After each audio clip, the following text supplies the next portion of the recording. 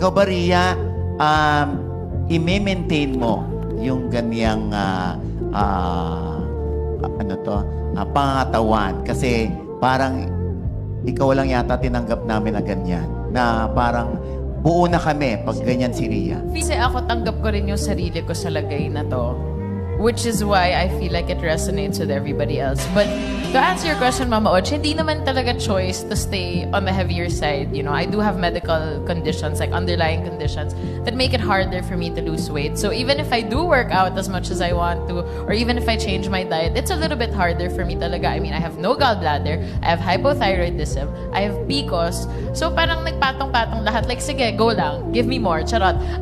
Pero yeah, so, you know, it's not like it's a choice to stay on the heavier side, no? But it is something that I work on for myself, not to please anybody. And I think that's why mas okay din ako. Kasi wala na ako dun sa point na kailangan ko mag-adjust para tanggapin nila ako. Kasi ako tanggap ko na yung sarili ko.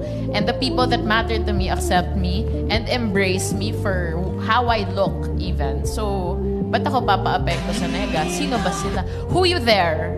Char.